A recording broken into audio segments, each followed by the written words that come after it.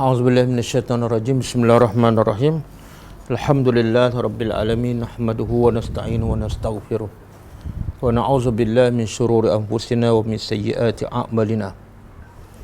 May yahdihillahu fala mudhillalah wa may yudlil fala hadiyalah. Asyhadu an la ilaha illallah wahdahu la syarikalah wa asyhadu anna Muhammadan abduhu wa rasuluh.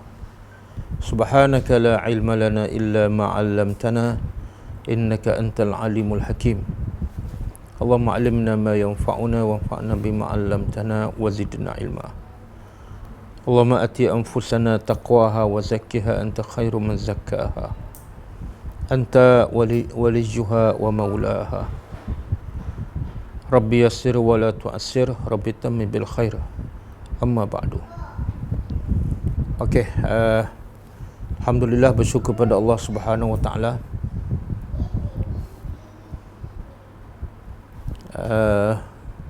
Dan ini adalah salah satu nikmat Allah dan juga rahmat Allah kepada kita semua yang telah menggerakkan hati kita untuk sama-sama memberi masa untuk memahami ayat-ayat Allah Subhanahu wa taala.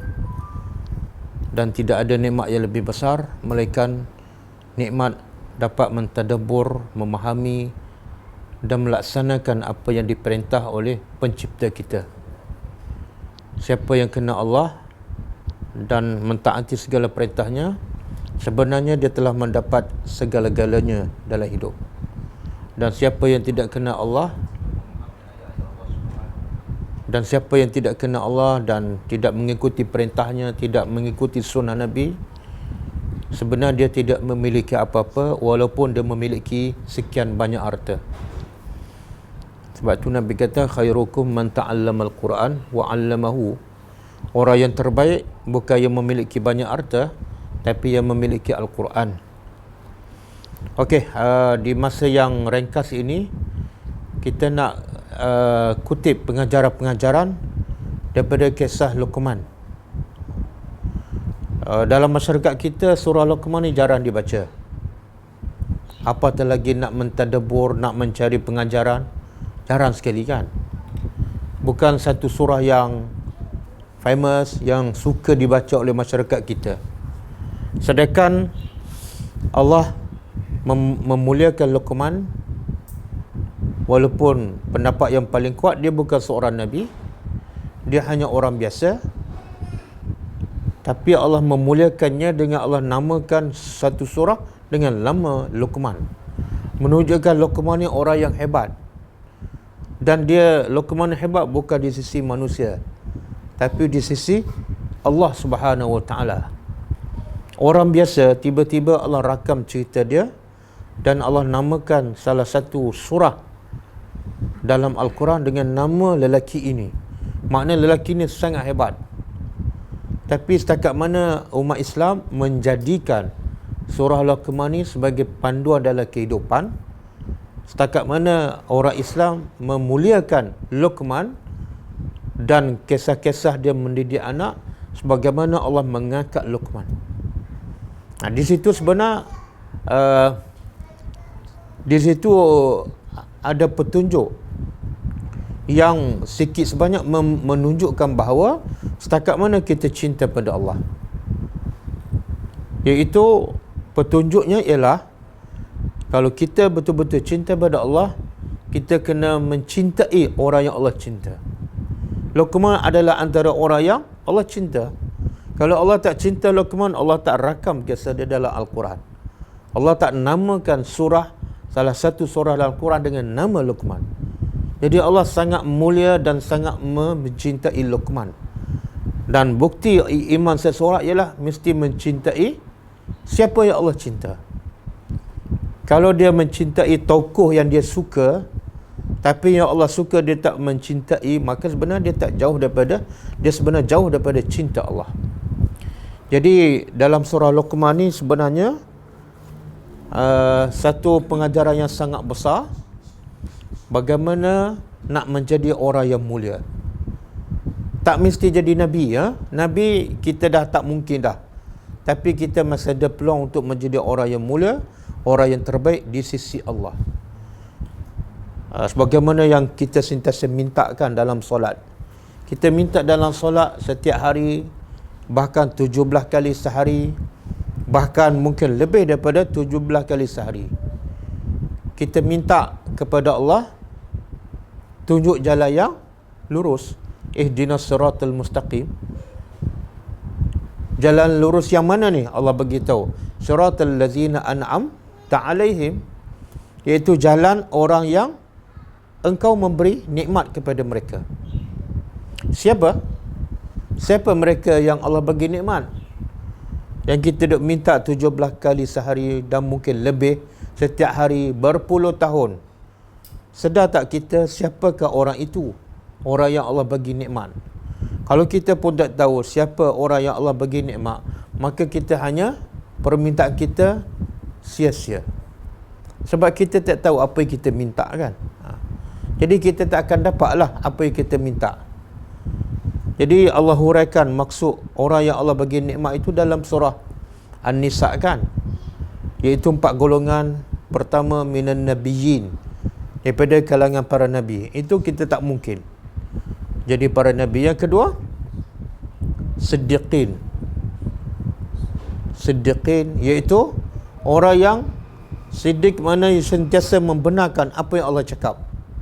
Apa yang Nabi cakap dia membenarkan, walaupun macam tak masuk akal, walaupun terpaksa mengorbankan segala harta dan roh sekalipun. Dan mereka ni seumpama seperti Abu Bakar kan. Golongan yang ketiga, syuhadat. Syuhadat ni ada pendapat mengatakan orang yang mati syahid dalam peperangan. Juga kita tak, mana buat masa sekarang tak ada peluang lah. Sebab nak mati syahid mesti berlaku peperangan antara tentera Islam dan tentera kafir untuk menegakkan Islam. Kalau berperang antara Islam dan kafir untuk mempertahankan negara, dah mati, dia bukan mati syahid. Yang mati syahid ni peperangan untuk menegakkan agama Allah. Litakuna kalimatullahi hiyal ulia. Dan ada juga pendapat mengatakan syuhadat ialah orang yang berilmu. Ulama. Ulama ni adalah termasuk golongan syuhadat. Jadi kalau kita tak berilmu, kita tak mungkin masuk dalam kumpulan syuhadat. Tinggal lagi golongan yang keempat, iaitu salihin. Kita masih ada peluang untuk mendapat kedudukan orang yang soleh. Tapi apa ciri-ciri orang yang soleh? Inilah salah seorangnya. Ulama kata pendapat paling kuat ialah Luqman rajulun soleh, seorang lelaki yang soleh. Jadi yang kita minta nak jadi orang soleh, tapi kita sendiri pun tak baca kisah Luqman. Macam mana kita nak akan jadi orang yang soleh? Mintalah 50 tahun, mintalah 50 kali setiap hari pun, tapi kalau ciri-ciri orang yang soleh kita tak tahu, sampai ke mati kita tak akan jadi orang yang soleh. Okey. Jadi sekarang apa yang kita minta dalam surah Fatihah, Allah sebut antaranya ialah Luqman. Luqman termasuk kategori orang yang soleh. Jadi kita nak tengok apa ciri-ciri orang yang soleh yang ada pada Luqman, sehingga Allah angkat dia, Allah muliakan, Allah rakam cerita dia dalam Quran.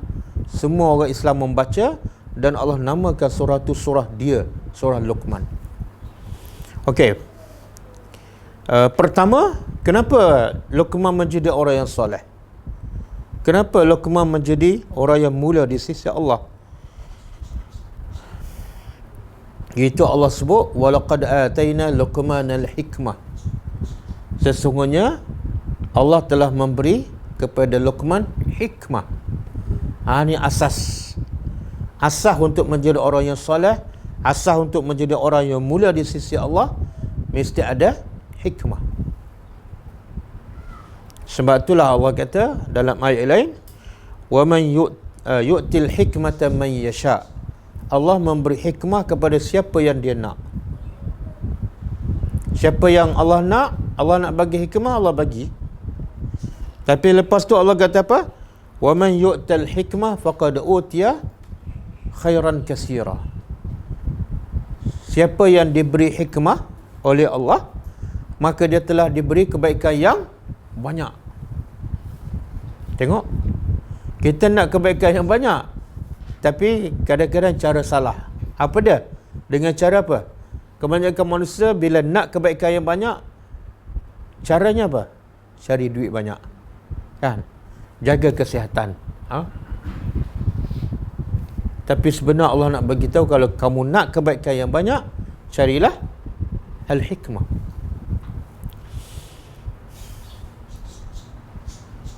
Ini asas kehebatan Luqman, asas kesolehan Luqman, iaitu dia memiliki al-hikmah. Dan juga Allah nak bagi tahu asas untuk menjadi seorang bapa yang berjaya, asas untuk mendidik anak menjadi anak yang soleh, bapa tu mesti ada hikmah. Sebab itulah banyak masalah berlaku dalam masyarakat kita, kan? Masalah rumah tangga, masalah anak, masalah macam-macam. Semuanya berpunca daripada apa? Berpunca daripada tidak ada hikmah. Duit dah ada, pangkat dah besar,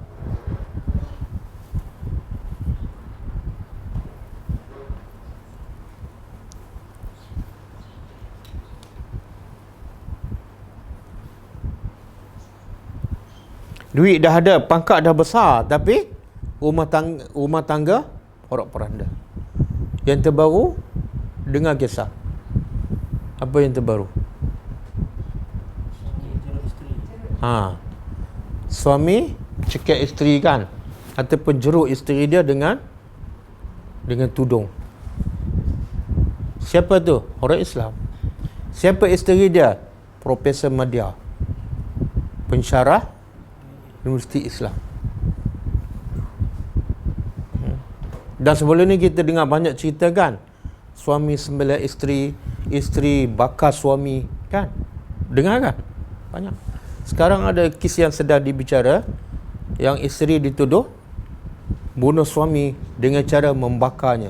Orang Islam juga. Jadi terlalu banyak kes-kes yang berlaku yang menunjukkan apa? Semuanya apa puncanya? Tak, bukan punca miskin. Yang bunuh isteri ni berjawatan besar, kaya raya, CEO dalam syarikat, kan? Bukan miskin. Tapi puncanya ialah tidak ada hikmah. Sebab tu Allah hantar Nabi bukan Nabi yang kaya, tapi Nabi yang berhikmah. Sebab Allah tahu, Allah yang mencipta manusia, Allah tahu nak baiki manusia bukan dengan duit. Nak baiki manusia ialah dengan hikmah, dengan ilmu. Dan sebab tu ayat pertama turun, Nabi miskin, kan? Nabi anak yatim. Kemudian ramai tak orang miskin di Mekah? Ramai. Sepatut logiknya ayat pertama turun apa dia?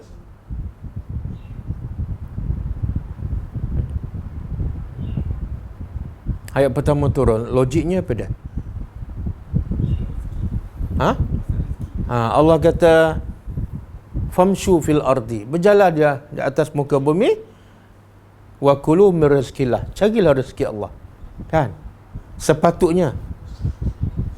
Sebab itulah dia mentaliti manusia ni, bila dia nak ketua yang macam mana?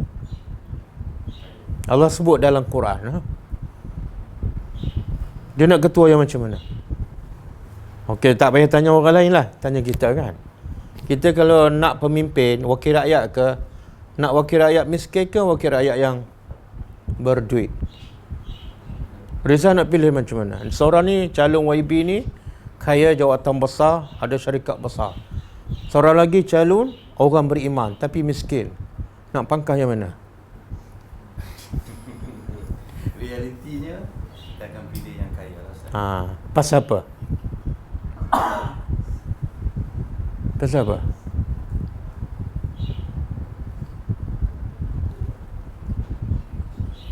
Pasal apa?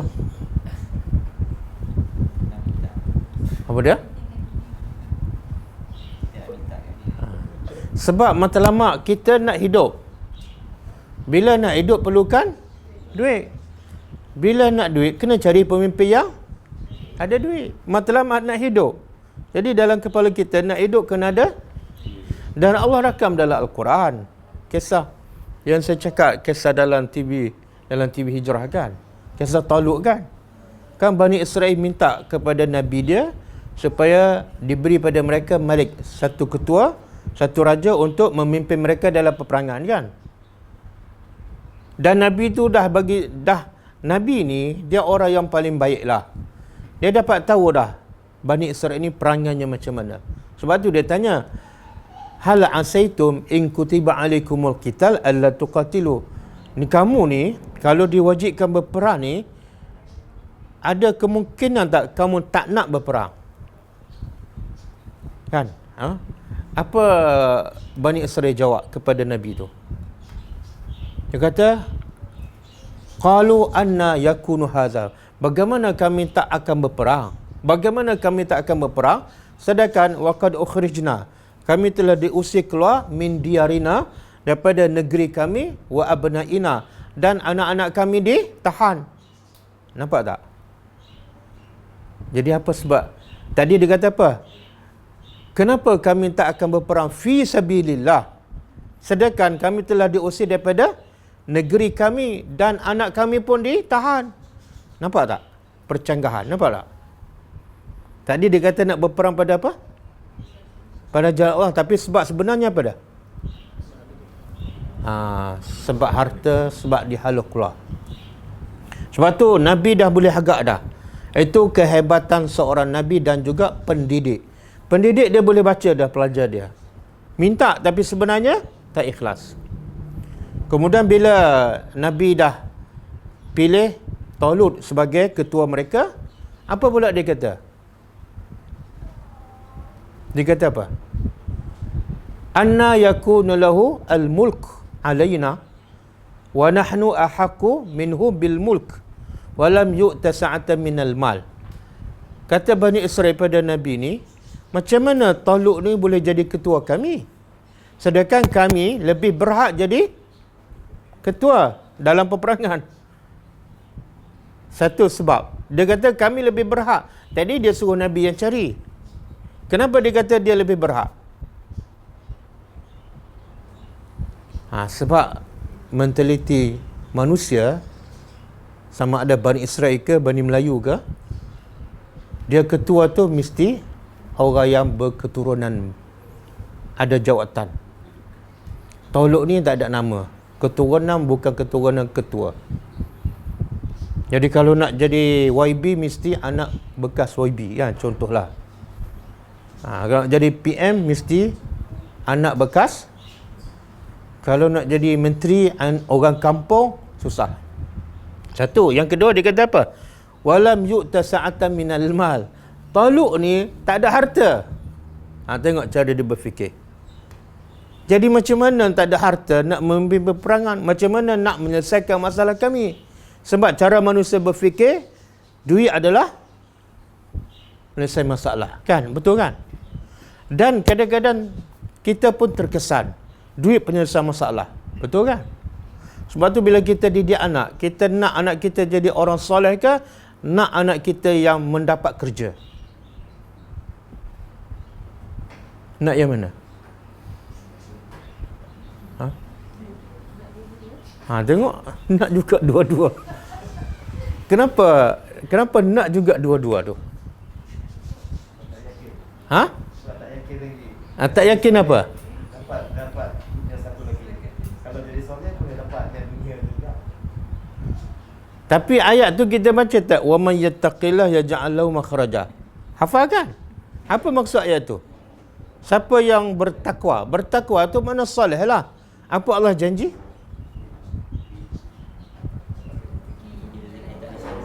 Allah akan bagi padanya makhraj, jalan keluar daripada semua masalah, bukan masalah duit je. Bahkan wa yarzuqhu min haitsulah, Allah akan bagi rezeki yang tak disangka.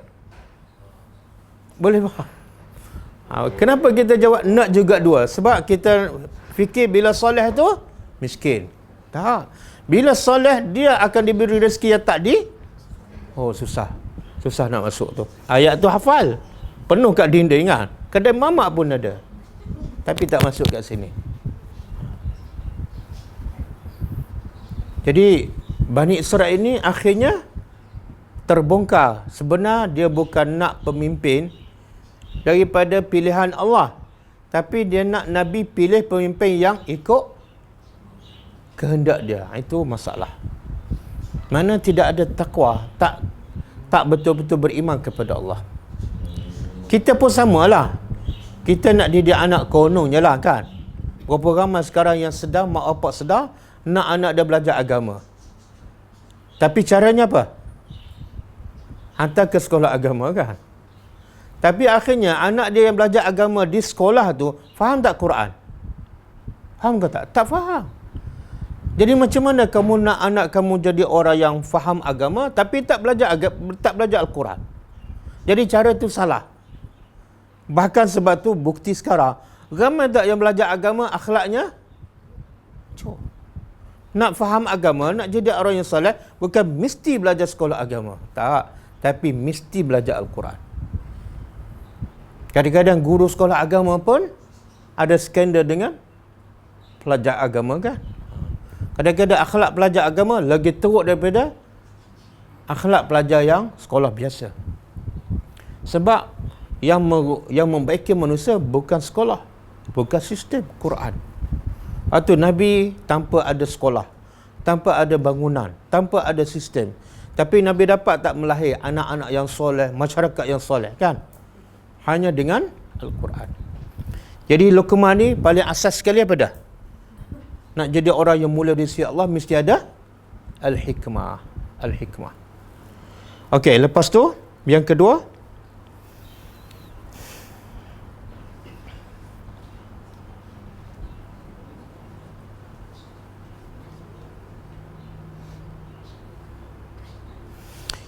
Allah nak bagi tahu untuk melahirkan manusia yang baik, anak yang soleh, pelajar yang baik, masyarakat yang bertakwa.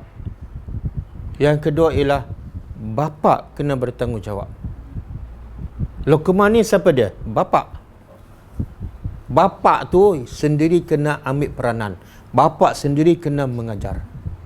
Berapa ramai yang bapa tak dia lepas tangan kan? Bab agama dia serah pada anak dia. Bab duit kewangan dia yang uruskan. Salah. Sebab Allah begitu, Luqman sendiri mendidik anaknya, bukan maknya. Itu poin yang kedua.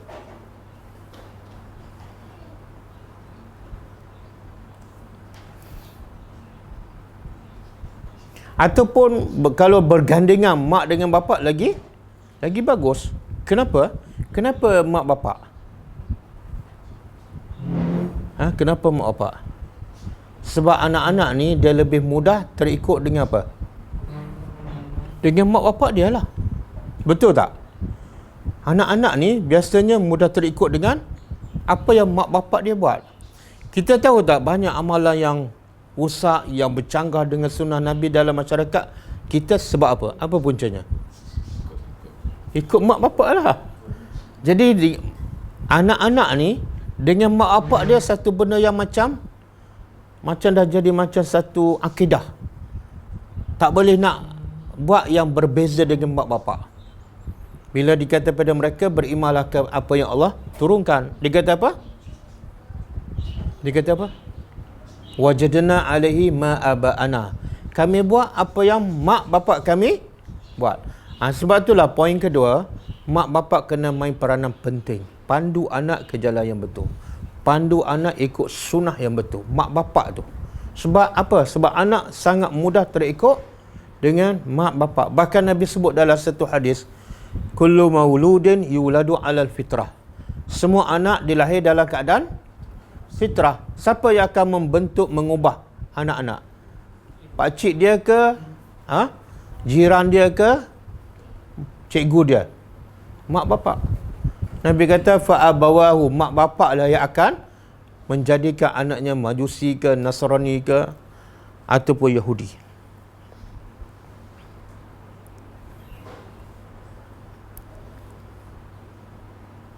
Dan juga Allah perintah dalam Quran. Allah perintah pada siapa? Supaya jaga anak-anak daripada api neraka. Allah perintah cikgu ke, pemimpin ke, tok guru? Mak bapak. Mak bapak. Jadi mak bapak paling tak bertanggungjawab. Mak bapak paling khianat amanah. Ialah mak bapak yang serah anaknya ke sekolah 100%. Ini mak bapak yang paling tak amanah dan paling khianat amanah yang Allah bagi. Allah kata, kamu jaga anak kamu daripada api neraka. Dia pergi hantar sekolah. Bukan salah hantar sekolah. Yang salah ialah dia serah urusan pendidikan anak kepada sekolah. Dia tak ambil tahu ataupun tak pantau.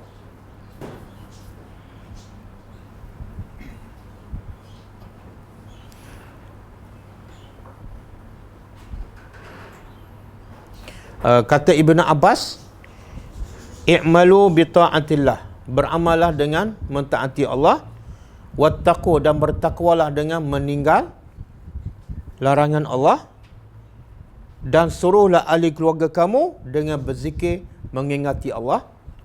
Suruhlah ahli keluarga kamu. Itu tanggungjawab mak bapak. Maka kata Ibn Abbas, yunjiku minan nar. Kalau kamu buat 3 tu, suruh anak kamu taat pada Allah, suruh anak kamu tinggal larangannya, suruh anak kamu sentiasa berzikir pada Allah, dia akan selamatkan anak kamu daripada neraka. Nampak jelas fahaman sahabat. Fahaman sahabat, matlamat utama mereka mendidik anak apa dia?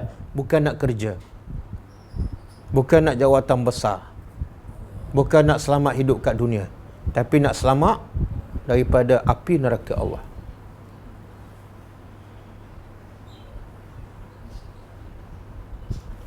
Okey.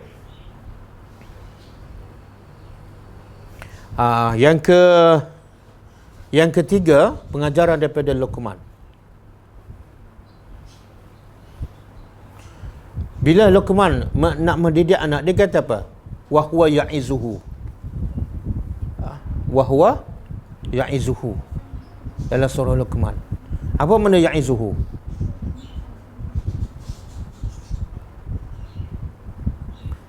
Ya'izuhu ni makna mengingati, mendidik. Allah tak kata Luqman ya'murhu, memerintah, ataupun Luqman marah, ataupun Luqman mencela anaknya. Tak. Perkataan ya'izuhu menunjukkan apa? Unsur yang ketiga yang perlu ada pada mak bapak ataupun pemimpin ialah bila mendidik, mestilah dengan cara nasihat yang baik. Dengan nasihat yang baik. Sebab tu lah lepas tu Luqman kata apa pada anaknya? Ya bunayya, wahai. Benda ni nampak macam kecil tapi kesannya besar. Bila mak bapak tak didik anak dengan bahasa yang lembut, dengan kasih sayang, apa jadi pada anak tu? Apa jadi pada anak? Ataupun apa jadi hubungan anak dengan mak bapak? Renggang, jauh kan? Asyik kalau tengok mak bapak balik je, lari masuk ni atas kan? Ataupun kalau balik mak bapak ada, turun naik. Dia rasa macam ada gap kan? Sebab apa? Sebab tidak ada ya'izuhu. Yang ada suruh, marah kan? Pukul. Akhirnya anak tak mesra dengan mak bapak. Ada masalah, dia tak cerita pada mak bapak. Dia cerita pada siapa? Girlfriend dia. Dia rasa perempuan tu lebih sayang pada dia. Sebab apa? Bersedia mendengar masalah dia. Puncanya jangan salah anak, tapi mak bapak. Jadi ya'izu. Sebab itulah banyak lagi cerita dalam Quran. Allah menceritakan Nabi sendiri kan. Nabi Nuh, macam mana dia cakap dengan anaknya yang degil, yang kufur kepada Allah. Dia cakap dengan bahasa kasar, marah ataupun macam mana? Ya bunayya, wahai. Bahasa tu bahasa boleh mengetuk hati, menyentuh hati. Walaupun anak dia kafir. Yalah, kita sendiri kan, anak kita tak kafir pun, tapi kadang-kadang kita susah nak sebut wahai anakku. Susah. Weh, Nak mana ni? Tapi kalau jumpa kawan lama tak jumpa, bahasa slow je.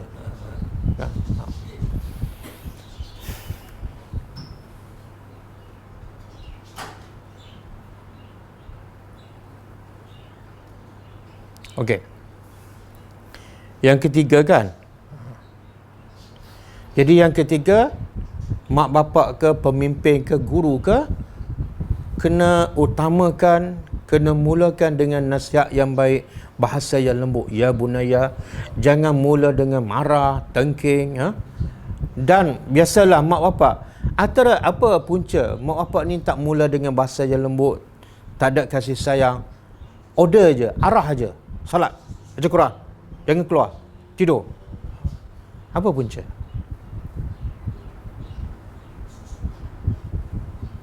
Atau kadang-kadang anak-anak kita kan, bila dapat keluar, habis sekolah, dapat pergi universiti, melompat dia kan. Sebab apa?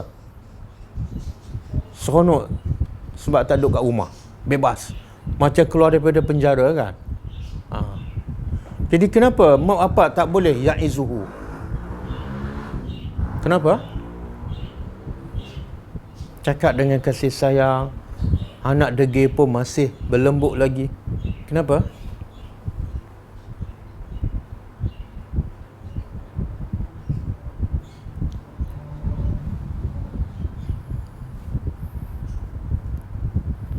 Ni online pun online, tapi ada pelajar kat depan ni.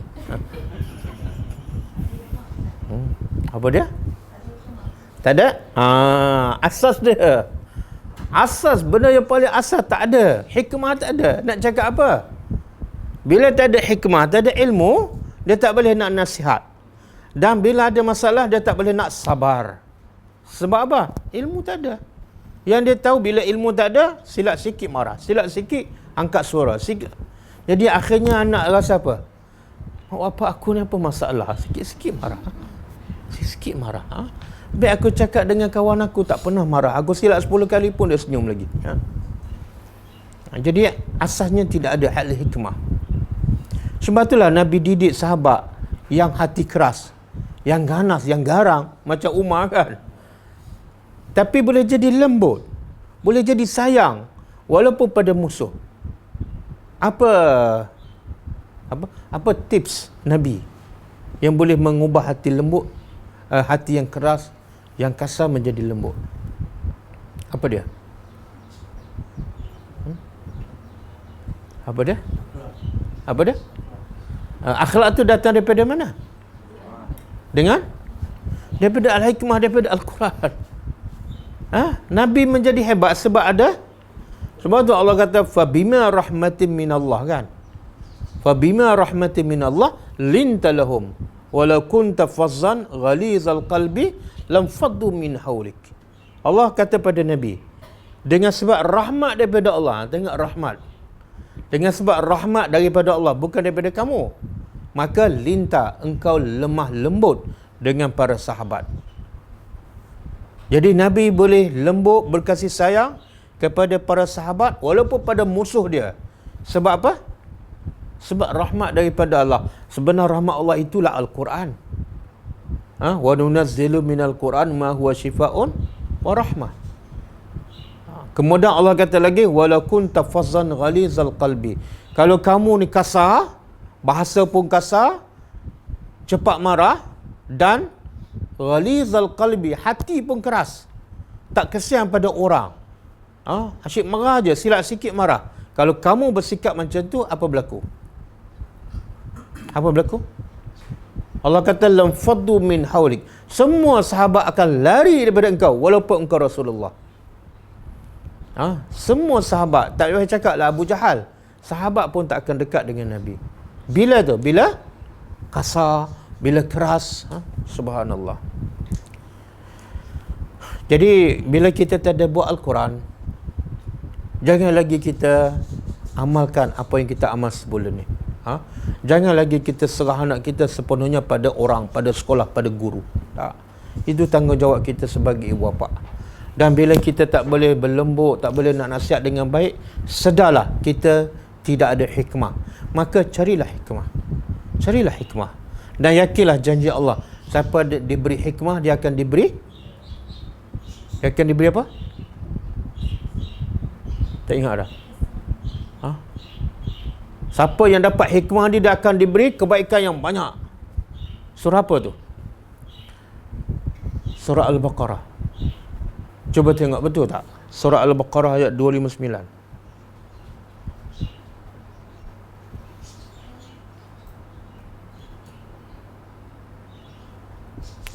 269.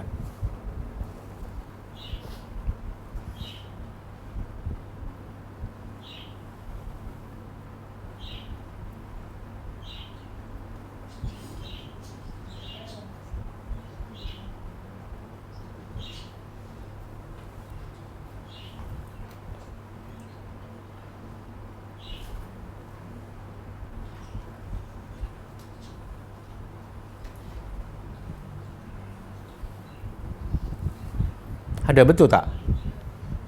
Tengok terjemah, betul kan? Jadi betulkan cara kita berfikir. Kebanyakan manusia bila nak kebaikan yang banyak, dia bekerja keras cari duit banyak. Tak.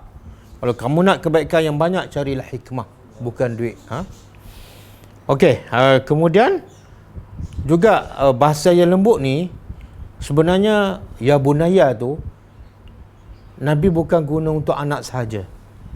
Disebut dalam satu hadis daripada Anas bin Malik. Kalau kita tahu kan, Anas bin Malik ni adalah khadim Rasulullah yang banyak berkhidmat pada Nabi. Dia kata, aku berkhidmat pada Nabi 10 tahun. Tapi tengok apa gelaran yang Nabi panggil pada pembantu dia ni.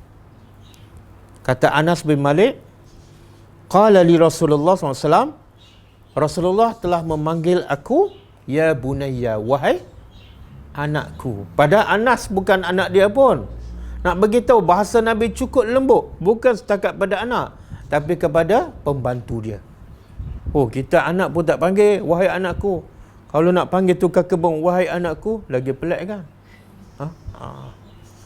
Nak panggil pembantu rumah kita wahai anakku, lagi pelik. Okey. Kemudian saya nak sebut secara ringkas apa poin-poin didikan Luqman kepada anaknya. Pertama, asasnya ialah akidah. Asasnya ialah akidah. Apa kata Luqman kepada anaknya? La tusyrik billah. Jangan engkau mensyirikkan Allah. Kenapa tak boleh syirik pada Allah? Semua orang tahu. Ramai orang hafal ayat ni. Sebut je apa nasihat Luqman yang pertama padanya, ramai boleh jawab, la tusyrik billah. Tapi maksudnya apa maksud? Kenapa tak boleh? Kenapa Luqman yang pertama ajar pada anaknya ialah akidah, bukan membaca kan, bukan menulis, bukan kenal dunia? Kenapa?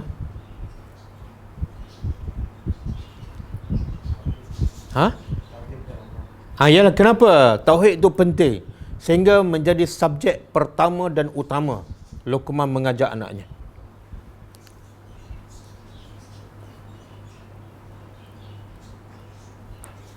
Jawapannya selepas itu, la tusyrik billah inna syirka.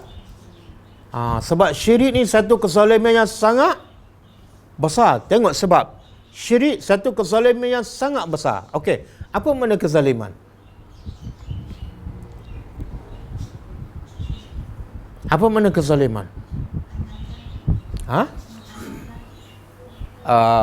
Makna definisi zalim ni letak sesuatu bukan pada tempatnya. Contohlah, saya ambil kopiah letak kat lutut. Zalim. Sebab bukan tempat dia kan. Kopiah saya letak kat kaki. Zalim. Tapi kezaliman yang paling besar apa dia? Iaitu meletakkan Tuhan bukan pada tempat dia.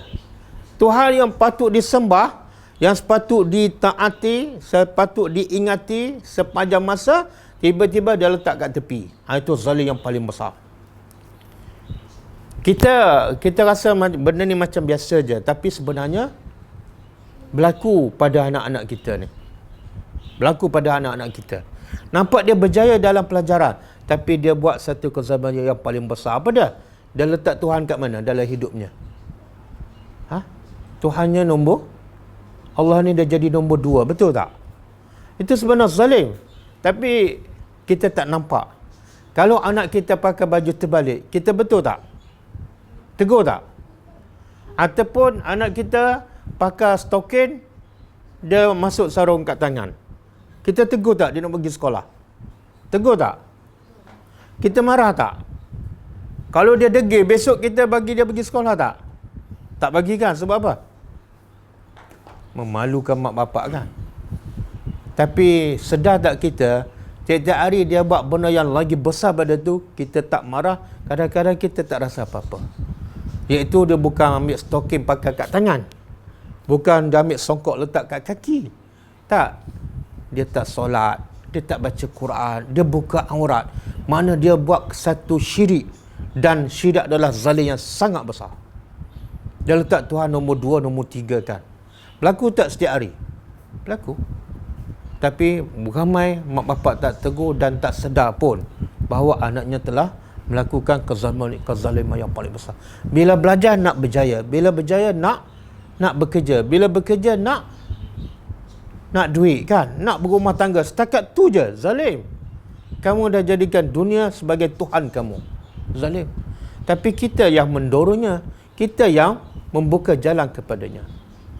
Jadi sebab itulah asas yang paling penting ialah akidah. Ajar anak kita supaya jangan syirik pada Allah. Ajar anak kita nama-nama Allah.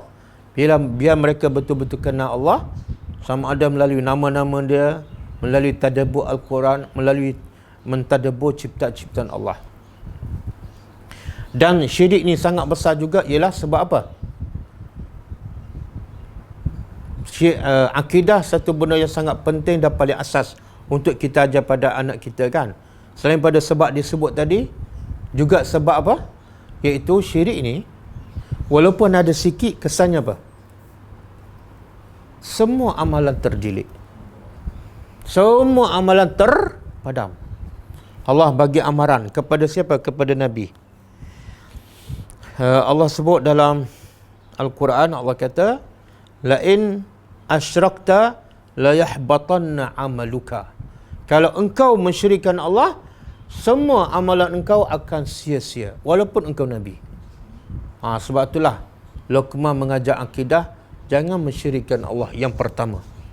Sebab bila syirik je, hidup bukan kerana Allah, anak kita berjaya macam mana pun, semua amalannya sia-sia. Dia orang kata syirik ni macam kita tulis buku, beribu-ribu muka surat, berpuluh-puluh tahun, kemudian kita tekan kat komputer, tekan delete. Apa jadi dengan tulisan kita? Tekan delete tu, syirik lah tu. Menyebabkan semua amalan kita terbatal.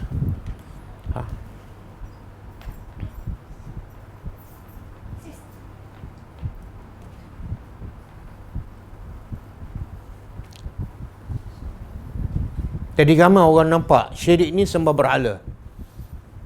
Syirik ni jumpa bomoh, kan?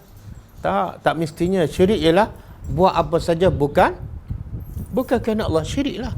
Belajar buat apa? Nak dunia, tak ada langsung kerana Allah. Syirik lah tu. Bekerja kerana apa? Nak hidup senang. Syirik lah tu. Kita hamba Allah, apa saja kita buat mesti kerana Allah.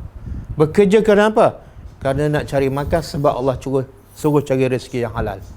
Cari rezeki kenapa? Sebab nak bagi makan pada anak isteri. Sebab Allah perintah, itu adalah tanggungjawab saya. Mesti kaitkan dengan Allah. Bila kait dengan Allah, kita tak akan syirik dan semua amal kita akan jadi betul dan baik. Dalam satu hadis kata daripada Abdullah bin Mas'ud, dia kata, "Qultu ya Rasulullah."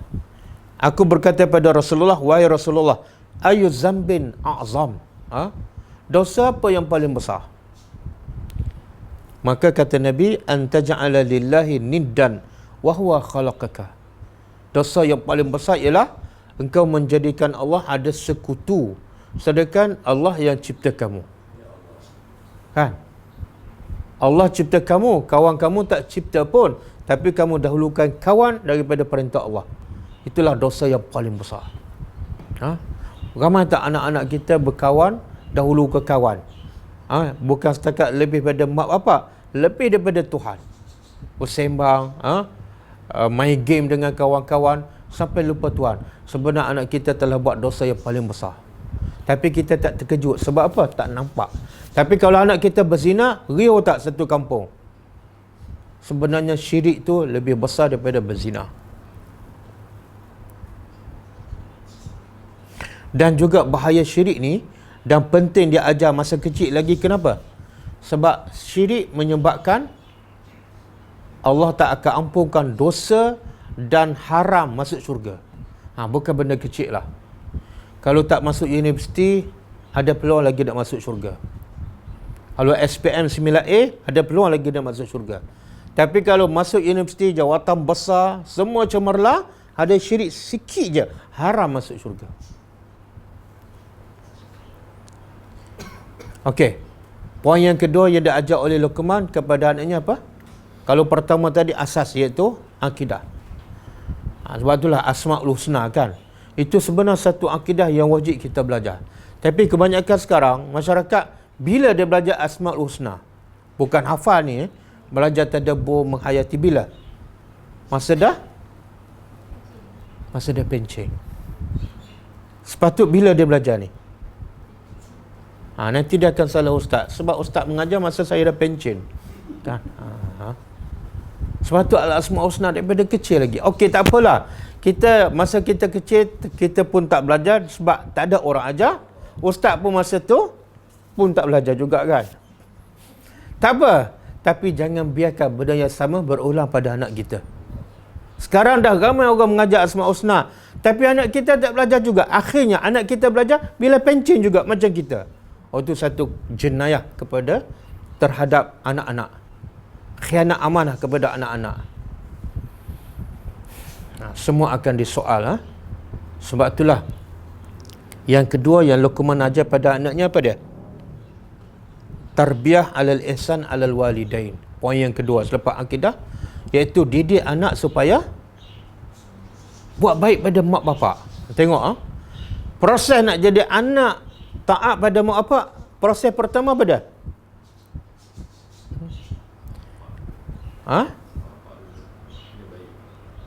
Tak, proses nak suruh anak buat baik pada mak bapak tu. Akidah dulu. Kalau dia kenal Allah, mudah je dia buat baik pada mak bapak. Kenapa? Allah suruh. Tapi kalau dia tak kenal Allah, kita paksa dia macam mana pun, taat pada mak bapak, hormat mak bapak, susah. Sebab Tuhan pun dia tak hormat. Jadi cara kita salah. Tuhan kita tak bagi anak kita kenal, anak kita pun tak hormat, tiba-tiba nak suruh hormat kita. Jadi dakwah pendidikan dah terbalik. Jadi Luqman ajar pertama, kenal Tuhan dulu, hormat Tuhan dulu, barulah kamu hormat mak bapak. Tak ada faedah, sia-sia kamu buat baik pada mak bapak tapi kamu tak kenal Tuhan.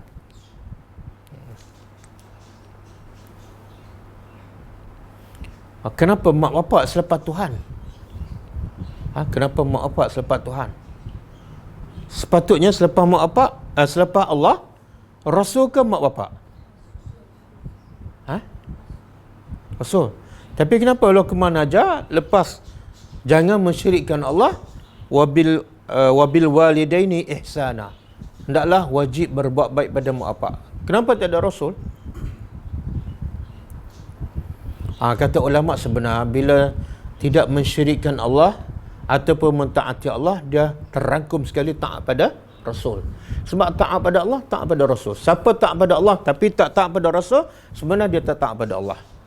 Siapa taat pada Rasul, tak taat pada Allah, sebenarnya dia tidak taat pada kedua-dua sekali. Sebab kedua, sebab orang yang paling banyak jasa pada kita siapa? Mak bapak. Mak bapak yang mengandung kita, membesarkan kita sampai kita berjaya. Okey. Kemudian kita perasan tak dalam surah Luqman ni, Luqman suruh buat baik pada Allah, suruh supaya Luqman ajak anak-anak buat baik pada mak bapak kan. Tapi perasan tak dalam ayat ni Allah sebut kelebihan mak bapak. Hamalathu ummuhu wahnan ala wahnin. Mak ni mengandung anak, wahnan, penat, ala wahnin, selepas penat. Tapi Allah tak begitu kelebihan bapa.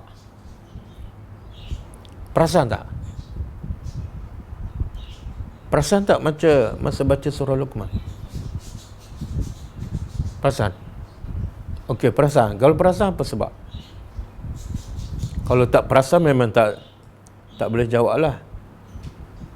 Sebab apa? Allah sebut wajib buat baik pada mak bapak, tapi sebabnya Allah hanya sebut kelebihan mak saja. Iaitu mak mengandung, penat, lepas penat, penat, lepas penat, penat. Kelebihan bapa Allah tak beritahu. Dua-dua ada kelebihan ke? Ke mak saja? Dua-dua ada kelebihan kan? Kenapa Allah sebut kelebihan mak saja?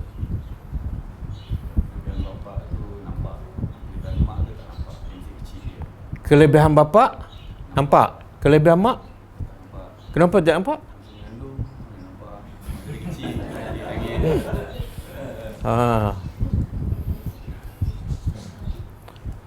Saya tak tahulah tembak ke tu, tapi memang betul. Jawapan memang tepat. Tengok bijaknya Allah Subhanahu Wa Taala. Benda yang orang dah tahu Allah tak sebut dah. Sebab anak ni mudah je ucap terima kasih pada bapa. Sebab apa? Bila minta duit, bapa bagikan. Masa tu nampak. Tapi kelebihan mak yang paling besar masa mengandung, anak tak tahu. Dia ada dalam kandungan. Dan masa melahirkan, anak tak tahu bagaimana periknya anak ibu mengandung. Kemudian anak dibesarkan oleh ibu merangkak. Masa tu dia pun budak, tak matang lagi, tak tahu. Jadi dia tak nampak kesusahan, keperitan mak. Maka Allah sebut secara khusus. Bapa bagi telefon, nampak tak? Mak ni tak bagi-bagi apa pun.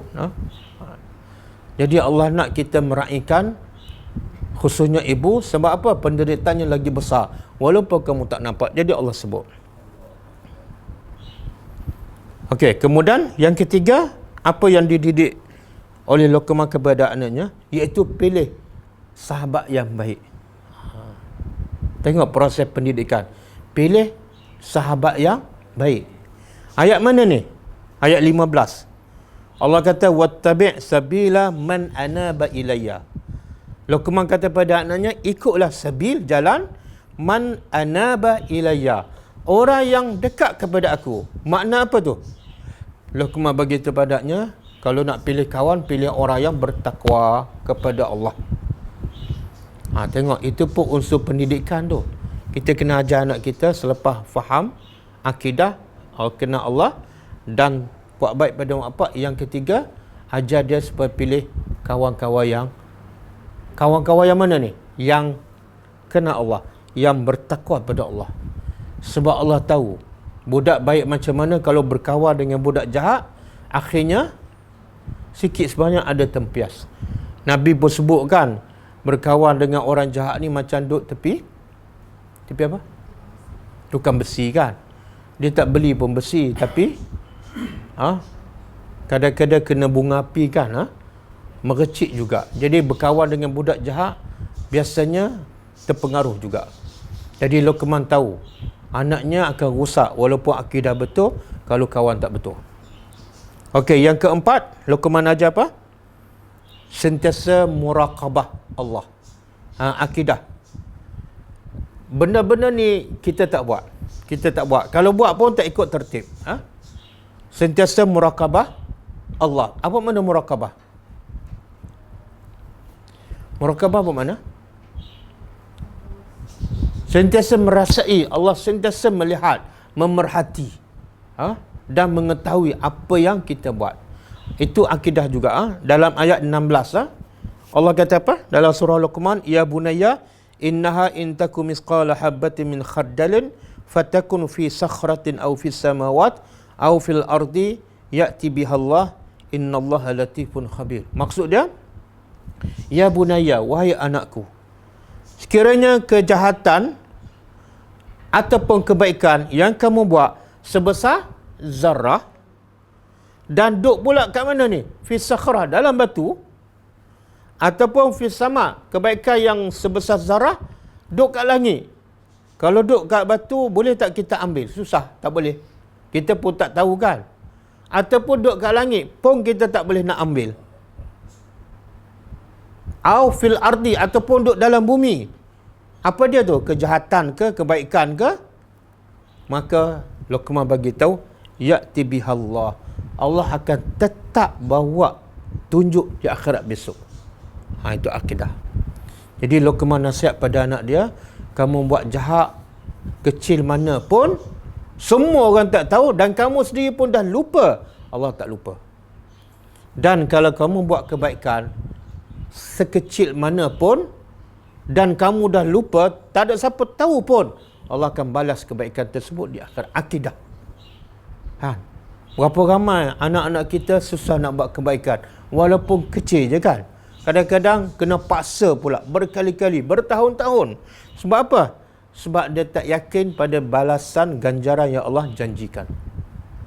Dan anak-anak kita berapa ramai yang cukup mudah buat jahat kan?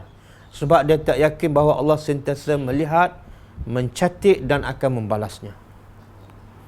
Okey, yang ke-5 kan? Apa yang Luqman ajar kepada anaknya?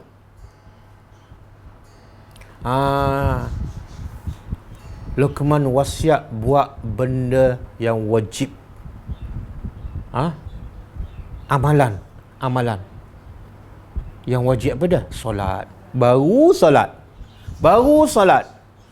Makna apa? Proses nak solat tu berapa benda?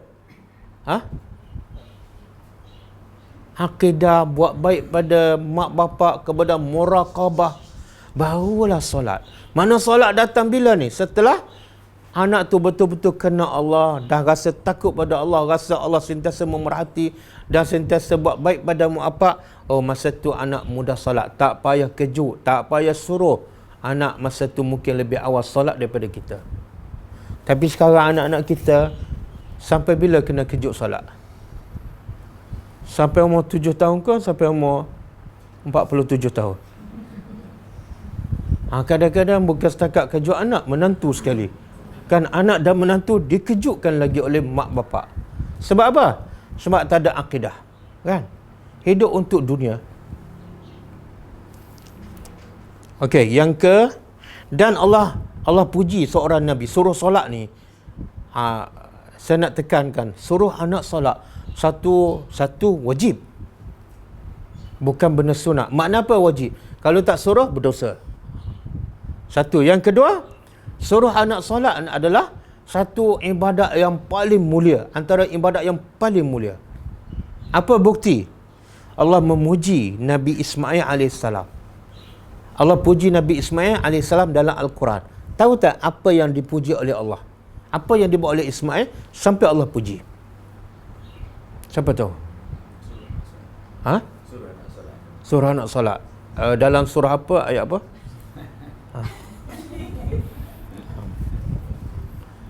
Tak, Rizal kalau tahu jawab dalam salah satu surah dalam Al-Quran. Mana saya pun tak boleh kata salah. Okey, dalam surah Maryam ayat 55. Surah Maryam ayat 55. Apa kata Allah? Allah puji tengok Allah puji hamba dia. Bukan hamba dia buat bangunan canggih ni. Bukan hamba dia ada syarikat besar, CEO, tak. Hamba yang Allah puji apa dah? Kana ya'muru ahlahu bis-salah. Nabi Ismail ni selalu suruh anaknya solat. Allah tak sebut Nabi Ismail suruh masa kecil ke bila, makna sepanjang masa. Waz zakat, dan Nabi Ismail juga suruh anak dia bersedekah ataupun keluarkan zakat. Wa kana 'inda rabbih mardiyya. Nabi Ismail di sisi Tuhannya adalah orang yang Allah redha. Apa punca Allah redha pada Ismail? Apa kerja Ismail sehingga Allah redha? Suruh anak solat. Sebab tu saya kata suruh anak solat satu ibadat yang paling mulia. Sehingga Allah puji dan Allah redha. Jadi jangan malas jangan malas nak suruh anak solat, jangan. Satu lagi, sebab ketiga pentingnya suruh anak solat. Iaitu kita akan dapat ganjaran yang besar. Satu, terlepas daripada perkara yang wajib kan. Ganjaran yang besar, apa dia? Kita perasan tak? Dalam Quran Allah kata, suruh anak kamu salat. Lepas tu ada perintah yang kedua. Perasan tak? Allah suruh apa? Apa dia? Infak, bukan. Apa dia? Bukan, itu adalah hadis. Allah kata, suruhlah ahli keluarga kamu salat. Lepas tu datang terus perintah yang kedua. Bukan infak, bukan pukul. Pukul tu bukan selalu. Pukul bila? Kan Nabi ajak, Nabi suruh ajak nak salat 7 tahun. Tapi pukul bila? Jangan suruh dan pukul, tak. Tunggu 3 tahun. Allah suruh apa? Sabar. Ni yang ramai fail. Dia buat satu je. Dia suruh je tapi tak sabar. Dia lupa perintah sabar tu adalah perintah Allah. Datang selepas solat. Wa'mur ahlaka bis-salati wastabir 'alaiha. Suruh anak kamu salat dan ingat, kamu kena sabar. Jangan cepat marah. Jangan cepat menjerit. Jangan cepat pecahkan pintu bilik anak.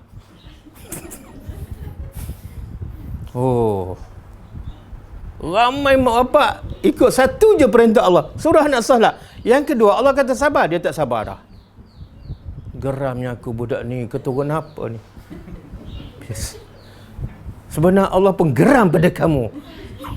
Sebab apa? Kamu tak sabar. Aku kata suruh dan sabar, bukan suruh dan marah. Boleh. Dalam surah apa tu? Surah Taha. Ayat 1. Siapa jawab? Waduh. Masya Allah. Ini kalau dah tahu surah apa, ayat apa, tak buat, lagi teruk ni. Yang tak tahu teruk juga, tapi yang tahu lagi teruk. Dia maksud apa ni? Al-maghdubi alaihim kan? Allah murka yang mana? Yang tahu ke tak tahu? Yang tahu. Macam saya lagi tahu, lagi Allah murka kalau saya tak buat. Jadi mana lebih baik? Jadi orang tahu ke orang tak tahu?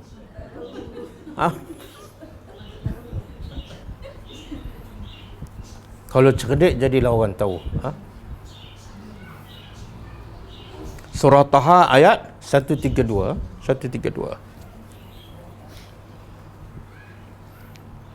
Okey. Yang keberapa? Yang keenam. Yang keenam, Luqman surah apa pada anaknya? Wa'mur bil subhanallah. Ini ramai mak bapak tak buat juga.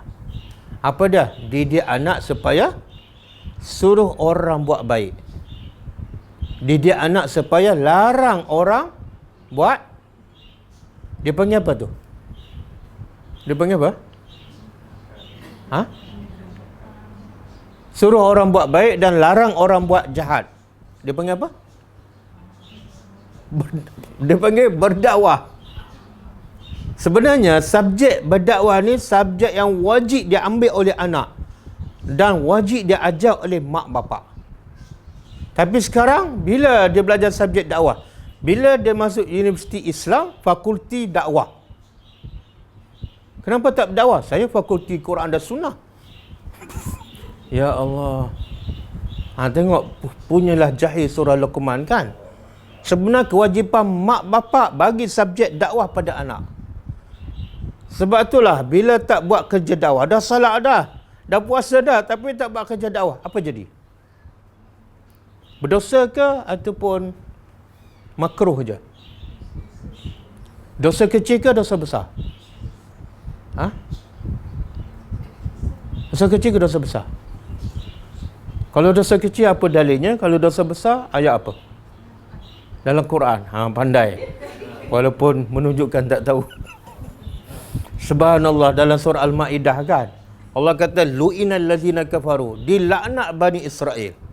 Bani Israel yang mulia ada Quran tapi akhirnya dilaknat. Sebab apa? Kanu la yatanahawna am munkari fa'alu. Mereka tidak mencegah kemungkaran. Dia tak buat subjek dakwah. Oh. Boleh.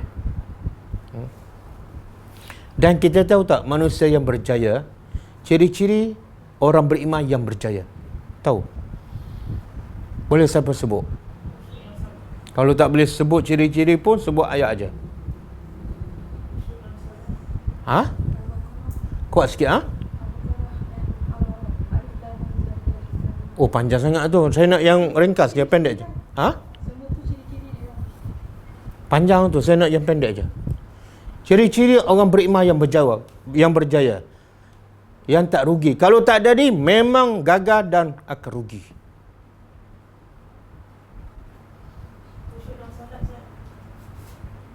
Panjang tu. Tak, surah lazim je. Surah lazim. Biasa saya tanya pelajar, biasa surah lazim je.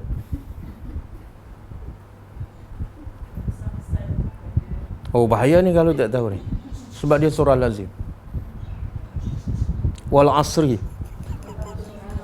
Demi masa. Innal insana lafi. Semua manusia rugi kecuali dia buat 4 benda. Pertama, beriman kepada Allah. Yang kedua, beramal saleh. Yang ketiga, itulah dakwah tu. Wa tawasau bil haq, itulah dakwah. Itu yang Luqman suruh anak dia tu. Kita selalu baca surah Wal Asri bukan sebab faham, tapi sebab pendek. Tapi sebenarnya Allah nak begitu, sehingga Imam Syafi'i kata apa? Apa kata Imam Syafi'i tentang surah Wal Asri? Tengok orang yang faqih, orang yang faham. Dia kata apa? Kata Imam Syafi'i, kalau manusia faham apa yang dalam surah Wal Asri, cukup dengan surah tu, tak payah surah lain, dia akan jadi orang yang hebat. Oh, tengok noh. Dengan satu surah. Kenapa? Sebab Allah kata semua gagal, semua rugi, kecuali yang buat 4 benda. Salah satunya watawasau bil haq. Kita, anak kita langsung tak berpesan dengan kebenaran. Kadang-kadang buang masa bersembah kosong. Kita pula tak tegur anak kita. Kita pun belum tentu berjaya, anak kita pun belum tentu berjaya. Okey, kemudian yang ke berapa dah? Yang ke-7 kan? Suruh benda yang wajib, ada satu solat. Yang kedua, berdakwah. Yang ketiga, wasbir ala ma asaba. Luqman tahu dah, bila kamu buat kerja dakwah, kamu suruh orang buat benda baik, siapa suka? Kan? Siapa suka? Kamu larang orang buat benda mungkar, siapa suka? Semua orang tak suka kan? Maka ketika itu, sabar. Jadi didik anak kita sabar. Tapi ingat, sabar kerana apa? Luqman suruh anak dia sabar kerana apa? Kita kadang-kadang suruh juga anak kita sabarlah. Ada satu subjek lagi kan? Kita kata anak kita sabarlah, ada setahun lagi, lepas ni relax lah kan? Tak, Luqman suruh anak dia sabar kerana apa? Kerana setelah berdakwah orang maki kamu, sabar. Bila kamu sampaikan dakwah orang pulau kamu, sabar. Jadi beza tak sabar yang Luqman suruh dengan sabar yang kita suruh? Beza. Kita suruh anak kita sabar lebih kepada untuk dunia. Luqman suruh anak sabar lebih kepada untuk melaksanakan perintah Allah, untuk menyelamatkan orang. Beza tak? Beza. Dan yang ke berapa? Yang ke-8, Luqman suruh apa? Akhlak. Akhlak kamu kena jaga. Apatah lagi kamu nak berdakwah, nak teka hati orang, akhlak kamu jangan sombong. Luqman kata apa? Wala tusair khaddaka linnas. Jangan kamu palingkan muka kamu daripada orang. Bila bercakap, tengok muka orang. Bila orang bercakap dengan kamu, tengok muka dia. Jangan paling macam ni. Jangan sombong. Akhlak. Kan? Anak kita bukan cakap dengan orang lain berpaling muka, cakap dengan kita kan? Sambil-sambil naik tangga. Kenapa balik lambat? Kan? Tengok pun tak terus jalan. Ya Allah, macam mana nak jadi pendakwah dengan mak pun dah fail kan? Ya Allah. Tapi kadang-kadang kita pun ada juga kan, cakap dengan orang tak tengok muka, ada kan? Dengan siapa tu? Dengan suami ketika marah kan, abang nak apa ni? Tapi anak kita tengok, dia kata mak pun sama juga, cakap dengan abah tak tengok muka, lepas tu nak suruh saya tengok muka mak. Jadi sebab itulah yang paling penting, mak bapak bagi contoh, jangan tunjuk benda yang tak baik depan anak. Okey, akhlak yang baik, termasuklah jangan cakap sombong kan. Kadang-kadang anak kita sombong dengan orang sebab apa? Sombong dengan kawan-kawan sebab apa? Tambah-tambah kalau anak kita cemerlang, dia sombong dengan orang yang kawan-kawan yang gagal. Jadi sebab apa dia sombong? Sebab dia berjaya. Sebab apa dia berjaya? Sebab kita yang dorongkan. Jadi yang menjadikan anak kita sombong dengan kawan-kawan siapa? Kadang-kadang kita juga. Kita yang mendidik. Lepas tu Nabi sebut dalam satu hadis kan, la tahqiranna minal ma'rufi syai'an walau an talqa akhaka biwajhin talik. Jangan kamu memandang remeh pada kebaikan. Luqman pesan apa pada anak dia tadi? Jangan berpaling. Nampak kecil je, simple je. Tapi kenapa benda tu sebenarnya besar? Kenapa? Sebab bila berpaling, kita dah sombong. Bila dah sombong, apa kesannya? Bila ada sombong, kan Nabi dah bagi amaran, kalau ada sombong walaupun sebesar zarah, kesannya apa? Apa kesannya? Haram masuk syurga. Berapa ramai anak-anak yang sombong dengan kawan-kawan kan? Jumpa orang miskin pun sombong. Maka takut-takut anak kita diharamkan masuk syurga oleh azubillah. Dan Nabi kata apa tadi? Jangan kamu pandang remeh pada kebaikan walaupun kamu jumpa kawan kamu dengan muka yang jangan pandang remeh. Senyum pada orang. Kenapa? Senyum pada orang tu boleh menjadikan dia sayang pada kita dan kita pun mudah untuk berdakwah kepadanya. Senyumlah. Macam slogan kita kat belakang baju tu. Senyumlah. Senyum dan beri salam. Kenapa? Kita adalah bersaudara. Okey, yang terakhir.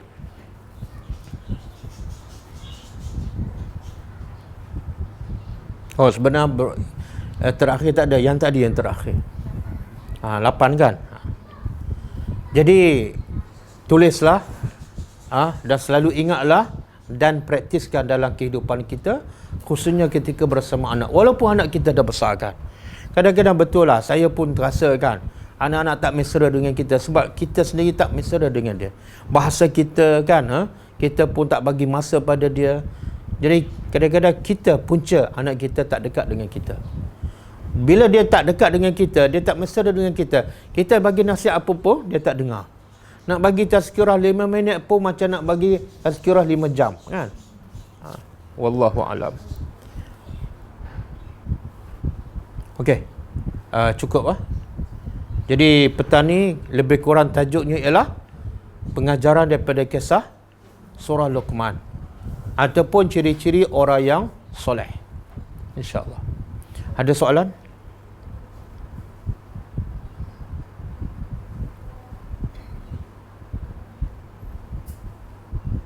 Tak ada? Tak ada. Kalau tak ada, cukup setakat ni. Kita tutup dengan membaca tasbih kafarah. Subhanakallah. Besok kita jemput siapa yang hadir ni, tapi tak boleh pergi yang hadir je lah, jangan begitu kawan-kawan sebab tempat terhad. Besok kita ada perjumpaan dengan pelajar di Gulugul. Surau apa? Surau Bukit Gulugul. Dan kita akan ada seorang pelajar saya, dia akan tunjuk teknik mengajar tajwid, tadabbur dan hafazan sekaligus. Dan dia pun dah ada pelajar dia lebih kurang hampir 200 orang yang dia berjaya menjadikan pelajar tu faham Al-Quran, baca Quran dengan betul dan juga dapat menghafalnya. Okey. Pukul 10.